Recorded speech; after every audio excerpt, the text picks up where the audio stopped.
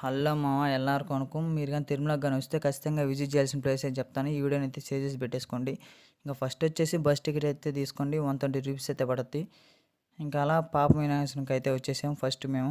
ఇంక ఇక్కడైతే పైనుంచి వాటర్ వస్తూ ఉంటే ఆ వాటర్ పైన చల్లుకుంటే చాలా మంచిది, పాపాలన్నీ పోతాయని అందరి నమ్మకం. ఇంక సెకండ్ వచ్చేసి ఆకాశగంగ అయితే వచ్చేసాం. ఇక్కడ ఏమి ఆకాశం నుంచి రావు మా వాటర్ కింద నుంచే వస్తాయి, కాకపోతే ఆకాశగంగ అని పిలుస్తారు. ఇంకా అలా ఆకాశగంగ నుంచి ఇంకా థర్డ్ వచ్చేసి జపాలికి అయితే బయలుదేరిపోయాం. ఇంకా జపాలి అయితే వచ్చేసాం. ఇంకా జపాలీలో వచ్చేసి వ్యూ అయితే చాలా బాగుంటుంది. ఇక్కడ ఒక డ్యామ్ కనిపిస్తుందిగా, ఈ డ్యామ్లో నుంచి పోయినసారి అయితే మేము నడిచిపోయాం. ఇప్పుడైతే వాటర్ వచ్చేసింది ఫుల్గా.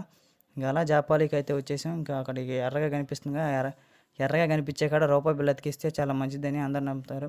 ఇంకా తినే వస్తువులు ఏమంటే పట్టుకోబోద్దు, మా ఇక్కడైతే కోతులు ఎక్కువగా ఉంటాయి.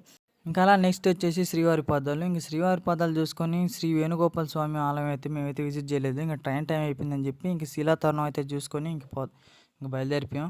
మీరు మటుకు ఎప్పుడైనా వస్తే ఖచ్చితంగా విజిట్ చేయండి. ఇక్కడ వచ్చేసి కుందేళ్ళు పక్షులు ఎక్కువగా ఉంటాయి. ఇంకా అలా లోపలికి వెళ్ళామంటే చక్కెర తీర్థం అయితే ఉంటుంది. చక్కెర తీర్థం విజిట్ చేసుకొని ఇంక మేమైతే బయలుదేరిపోయాం. వీడియో నచ్చితే లైక్ చేయండి. అలాగే మన ఛానల్ అయితే సబ్స్క్రైబ్ చేసుకొని ఇన్స్టా అయితే ఫాలో చేసుకుంటా. బాయ్.